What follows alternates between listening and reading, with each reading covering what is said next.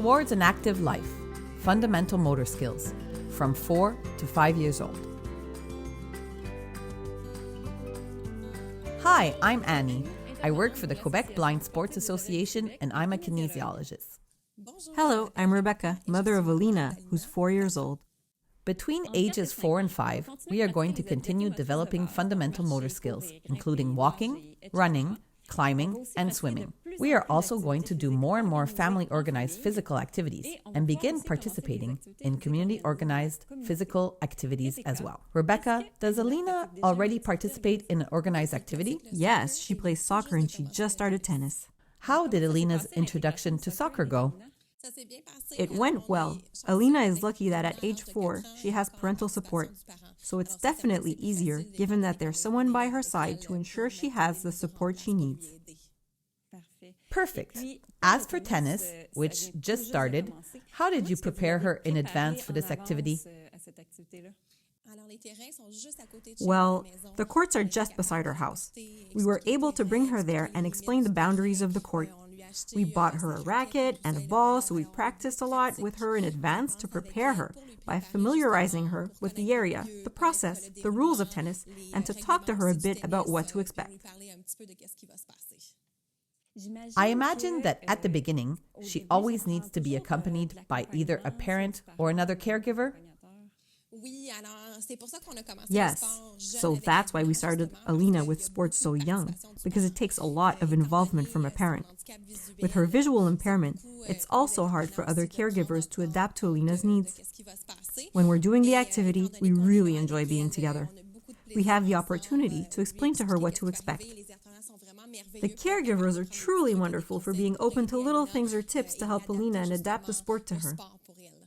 Okay, so you're telling me that in general, the caregivers are open to adapting to the needs of children with handicaps like Alina? Yes, totally open. Honestly, the moment we explained to them that Alina has a visual impairment, they were really accommodating, really understanding, they have open minds, and they asked us how they can help with Alina. I recommend that any parent looking for solutions or ideas on how to adapt activities to their child consult our written guide where other parents share their tips. It is also recommended for every child to do a variety of different physical activities as much as possible right up to the age of 12. That includes organized activities, non-organized activities, and leaving time for free play. Alina really wanted to play sports and we encouraged her to do so. Certain parents in our neighborhood do a lot of activities with their children that aren't necessarily organized. It's true that group activities outside of your family bubble bring certain advantages, the opportunity to socialize and develop different physical abilities, but they aren't necessary. There are parents that are very active, who are going to love showing their child things and moving with them. There are other parents who prefer doing activities spontaneously when it suits them. It's really up to each parent to determine their own needs and the needs of their child. If registration fees are a barrier for your child to participate, keep in mind that many community centers have programs that offer services to low and mid-income families. I invite parents looking for adapted activities for their child to consult our written guide at www.sportaveugle.qc.ca/publications or consult an organization like AQPEHV. I'm going to give you a few adapted activities that typically work well with visually impaired people: swimming, horseback riding, rock climbing, goalball, blind soccer, hiking, canoeing, kayaking, wrestling, and judo. Some of these activities can also be done as a family without necessarily having to be an organized setting. I'm finding it difficult sometimes to push her to do activities that she seems less comfortable doing.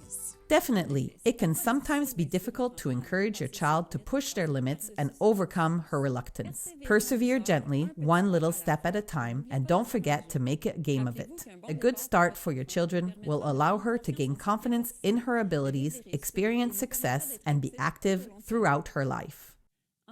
As a parent, you are your child's first guide. Remember the 3 things that are going to help her be active: the physical tools, a space and a setting that favors physical activity, and support from her family and friends.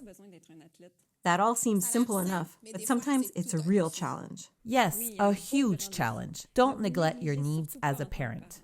we encourage you to contact the AQPEHV or any other organization that can offer support and opportunities to exchange with other parents who are in the same situation. Not only will it be an opportunity to be heard and understood, but you will also discover new ideas. You can refer to the written guide and the cheat sheets to remember the tips we just went over and for other tips. You can find them online at www.sportaveugle.qc.ca. To reach the ASAQ team, call 514-252-3178 or write to us at infoasac@sportaveugle.qc.ca. Thank you to our partners, l'Institut Nazareth et Louis Braille, INLB, l'Institut en réadaptation en déficience physique de Québec, l'IRDPQ, le MAB McKay, l'Association québécoise des parents d'enfants handicapés visuels, l'AQPEHV, la Maison des enfants de l'Île de Montréal et le groupe d'entraide maternelle de la Petite Patrie.